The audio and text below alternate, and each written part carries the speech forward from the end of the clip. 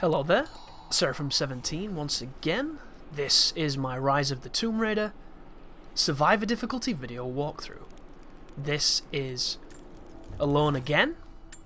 We're back in this crazy area of Siberia, this Soviet installation, only now we're at a different camp and we're going to do some of the miscellaneous camp stuff. And now that you've come back here, there's going to be a lot of additional things to do if you're so inclined to do so, but we're not going to be doing that, guys. We're going to be focusing on progressing the game, and you'll notice Lara's now wearing a new outfit, which is a pretty cool one. All the outfits on this game are great. I think the way they've got her trousers to fit is wonderful. Like, whoever it was that went in there and did the rigging and got all those creases there that deform on the model, and it's absolutely amazing. Like, if you've ever modelled anything yourself, you know that it's hard. You know that there's a lot of detail that goes into it, and even if you make the most amazing looking model that's wonderful, the moment you start to rig it and move it, it just ruins everything you've done. So you have to have a really good rigging system, a really good like biped system and hierarchy depending on how you're rigging it, and you have to make it work. And it's not easy. It really isn't. So for what they've done in this, and I know there's probably a team, like a dozen people who are all very, you know, artistic and amazing and gifted at doing it, but it doesn't matter. It's still amazing, you know. You don't look at a painter and watch him paint, and just because he's painted something before, you go, oh, he's a painter, he can just paint, that's awesome. No, you've got to give these people props, because it's fucking great. It's really good. And I'm getting attacked by wolves, and this is actually the most dangerous situation we've been in, because a pack of wolves on this game, it's harder than anything else. But I managed to throw that gas canister there and it saves my ass, and for whatever reason the third wolf fucks off.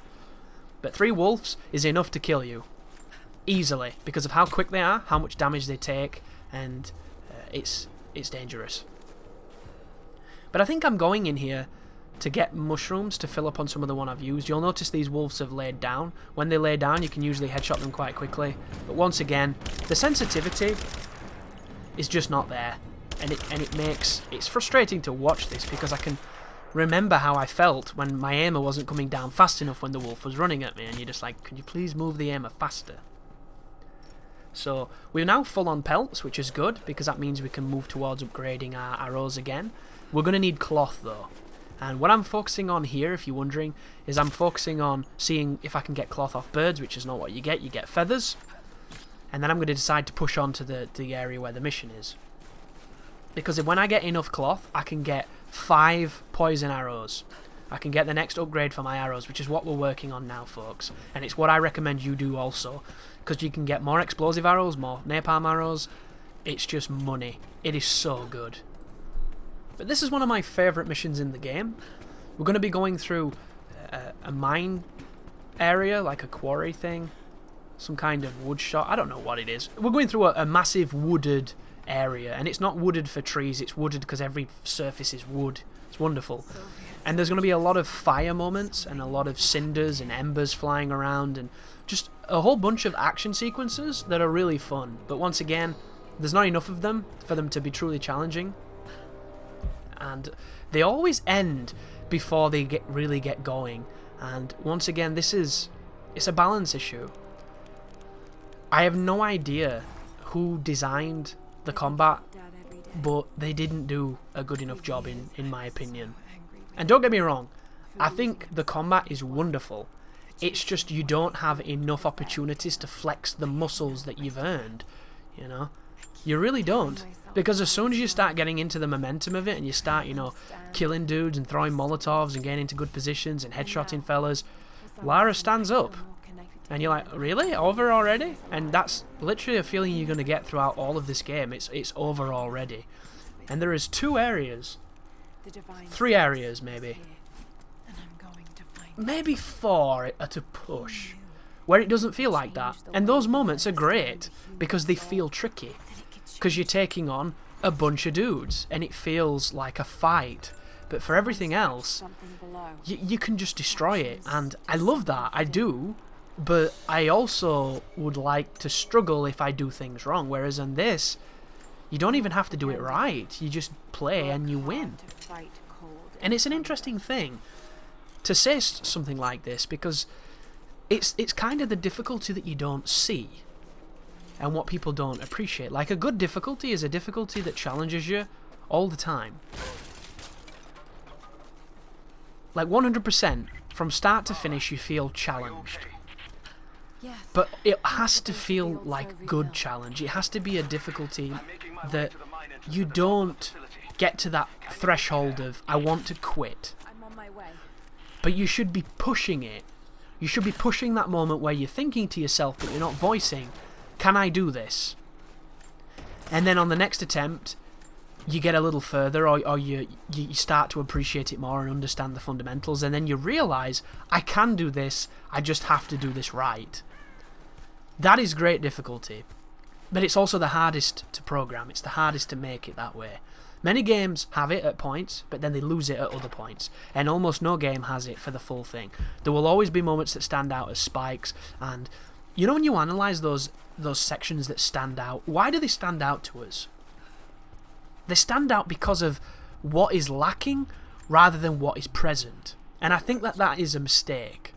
For instance, in this game, I've mentioned a dozen times now, as we analyse the difficulty a little bit, the difficulty in this game is not good enough, because they do not throw enough enemies, enough variants, and enough collectively to challenge the ability of the player.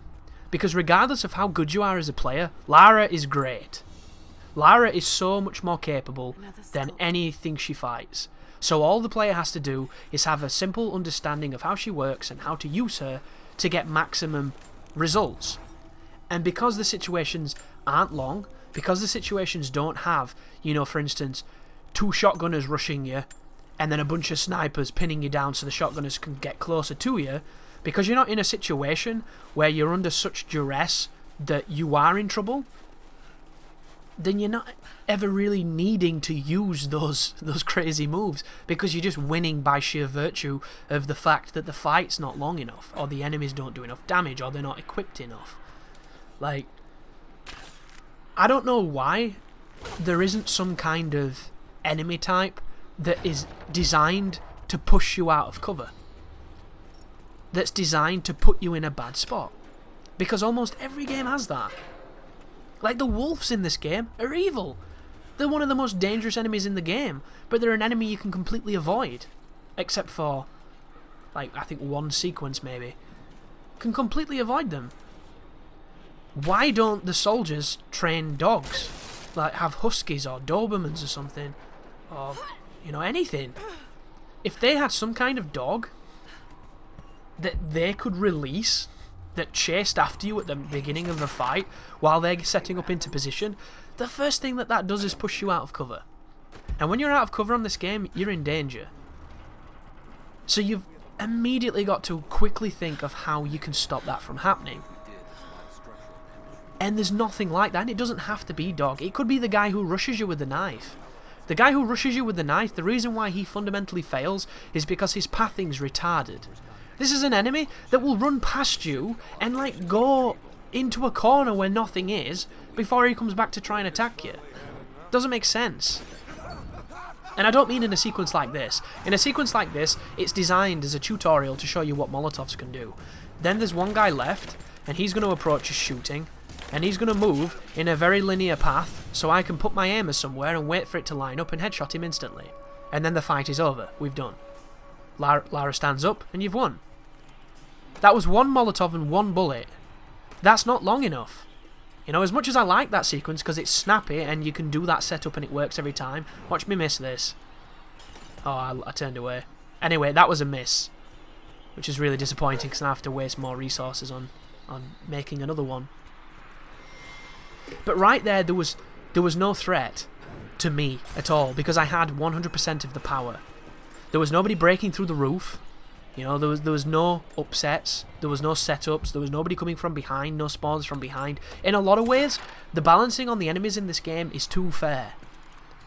And I know that sounds bizarre, doesn't it? But it's true. They never put you at a disadvantage outside of a handful of sequences where the cover's bad. And in those sections, the game feels much more challenging. But is it feeling more challenging for the wrong reasons? I don't know. It's an interesting question, isn't it? Is the game putting the player in an adverse situation, challenge, or is it unfair? You know, It's the whole one person's terrorist is another man's freedom fighter. It's a perspective question. And I think you need a little bit of it as a contrast from all the situations where you get to control the engagement. And once again, that's an area where Tomb Raider fails, because almost all of it is 100% stacked in Lara's favour. And there's nothing wrong with that to an extent. You need a power fantasy for the player to feel like he truly is a hero, or a winner, or overcoming adversity. But when the adversity itself seems to almost resolve itself, that's when it becomes an issue. And I'm almost certain that there will be people who have played this game and enjoyed it that never even noticed these things, that never even looked at it this way, and that's wonderful for those people. But for somebody like myself, and I know a lot of others, when we come to a game such as this and we pop it on its hardest difficulty to get that level of challenge, when it isn't there, you notice it.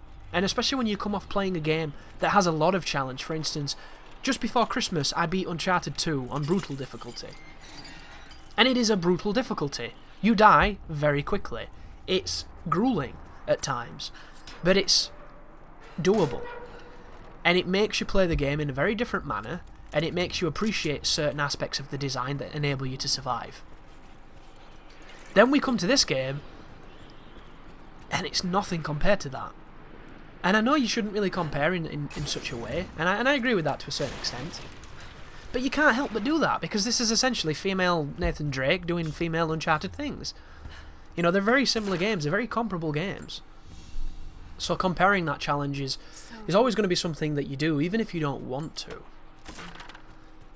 But I said earlier on about seeing aspects of a difficulty that are lacking rather than the parts that are present. And what I meant by this is the hardest sections that you come across in a lot of video games are always defined by what makes them poor, or by what the reason that you to yourself believe makes them difficult. There are some fights that are just challenging because they're challenging. There are other fights that are challenging because of these moments in these areas that I'm mentioning here. A good example would be bad checkpoints, seeing as how we're talking about checkpoints a little bit. A bad checkpoint can turn a great fight into an utterly tepid, miserable, like almost suicidal feeling dirge. And all it takes is one bad checkpoint placement, or no checkpoint. It can turn anything into a slog, into something that doesn't feel fun, and it can artificially inflate difficulty without the need of any kind of design. An unfair variable is a great example of what is lacking rather than what is present, where the boss or the circumstance that you're in has something that either you cannot do or that is somehow against you. An example of this would be if the boss has the ability to heal and you can't interrupt it, or if the boss has the ability to do something like a grab, which is incredibly difficult to dodge. It does massive damage and it can spam it, you know. Or for instance, if there is something in the environment which drastically changes the flow of the battle and there's not much you can do to contend with it outside of, you know, positioning better and understanding that it's going to be an obstacle, you need to contest with it.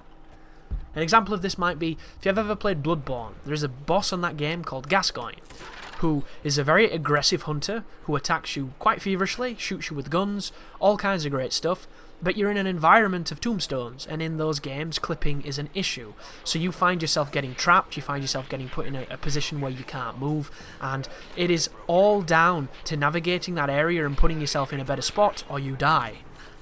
And that is one of those variables that makes the fight harder than if that was a clear and empty space. But it makes it harder for me personally in a way that makes it worse. I would prefer that room to be empty, so it was just a one-on-one and it was his skills against mine, and I think that would be perfect. But that's not the way they went. They went and added this extra dimension that increases the level of challenge. There are a lot of variables like that, but once again, you're highlighting an aspect that isn't a quality. And I think that's one of the things with difficulty that is easy to do. It's easy to look at something for where it is lacking than where it is present, to repeat this mantra. And the key to this finesse is to reverse that formula, but how do we do that? You know, right now we're currently moving through this snowy wooded plateau, going across these zip lines and taking out small excursions of men. In a lot of games, there would have been people shooting at me now, from that perspective, but in this game, there's not. It's just a quiet moment. We drop down here, and now we've got a fight. So the first thing I do is I move into this piece of cover, pick up the Molotov, and I'm going to chuck the Molotov at these two guys. Hopefully we get both of them. And we do. There's a third guy that just spawns there. I get shot, but I take him out with a nice quick headshot, push further forward, and there's going to be a couple of guys around this corner, so I'm going to use the cover trick, as I've been showing throughout, and we're going to clip these people in the face, because one bullet headshots is a really satisfying mechanic. We might as well use it. There goes another guy, and now there's one or two guys left. One of them is definitely up on that elevated position, and I think there's another one in cover. There is. So there's two people left. I'm going to use the cover trick from the opposite side. These guys are going to be popping in and out of cover, and they're just going to sit there indefinitely and wait for me to put a bullet in their face. There's that guy dead, and then we've got to wait on this dude. So I'm going to probably push forward to get to a better position to kind of bait him to pop out so I can hit him. And what happened just then? We took on an encounter of a bunch of guys. The first thing we were able to do is kill two of them quickly with a Molotov, and then we used our ability to aim to kill the rest of them and superior positioning to win. And then it's over. Fight's done. Simple. That's not bad, that, because it's almost like a paced fight. It's going to give us a little bit of a quiet now, and then the next one is going to be presented, and we're going to do that, and it's going to be quiet fight, and I think it achieves a decent dynamic of chaining together moments that make you appreciate the combat. This is an area where you're not going to look at the combat and think it's too lacking or it's not there, because it is, it's just there in a particular way. But that is not a hard fight. That is a fight that you can do relatively simply, as I just showed you. The only mistake I made was getting hit, and it's one of those moments where if I play that again, there's a chance that he shoots at me and he doesn't hit me, but that time he did. So the only variable really there is whether or not you're going to get shot, because at that moment there was no way I could stand to give me the advantage of positioning, because I couldn't clip against the surface, and the cover system in this game is a piece of shit. So I pop out to shoot him, and I'm getting hit because Lara's standing on her fucking tippy toes with a massive sign on her face saying shoot me in the forehead. And there's nothing you can really do about that. I could have perhaps waited for him to get closer, which he would have done, but you saw what happened when they got close last time. I tried to hit them with my axe, and he instantly shoots me, because that's what the AI does on this game. It's very quick at times. So it's one of those sequences where it can go wrong quickly, and you can die if you play it wrong, but if you play it like I did, that was a semi-perfect fight, and I barely did anything. So, you know, the fight wasn't long enough, there wasn't enough variables in it to make it challenging, and it was just one of those filler fights that you do as you progress on to the next one. So you don't really notice it, you have fun, you get on with it. It's a difficulty that goes undervalued because it wasn't there, it wasn't present. Lara, are you there? But challenging difficulty is something games... It's not a definitive thing. It's not anything you can simply get, you can simply program, or you can simply adhere to. It's a constant evolution.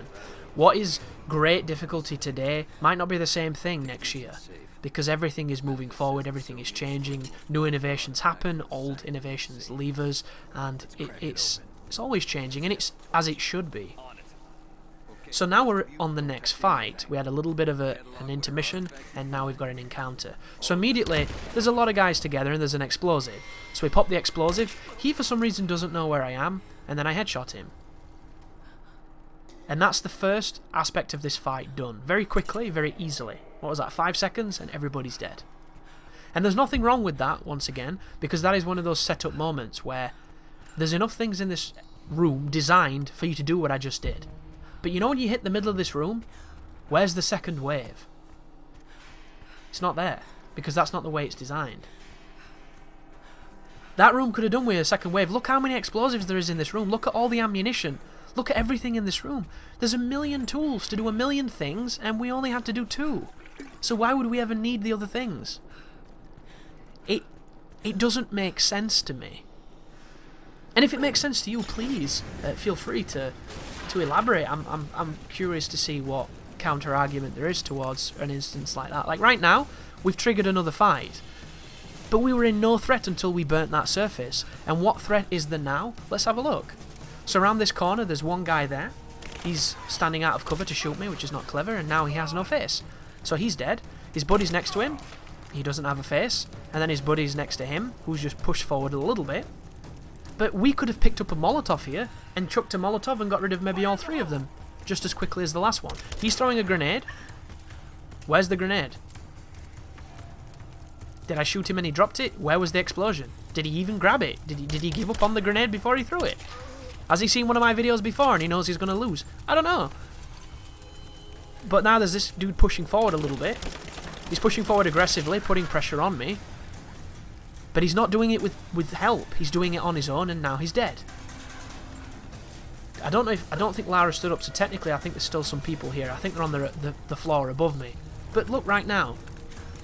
Look at all the ammo everywhere. Look at all the resources everywhere to use all these different features. I'm only using the AK. I'm not using anything fancy. There's tons of shit to pick up. But there was 3 enemies to kill.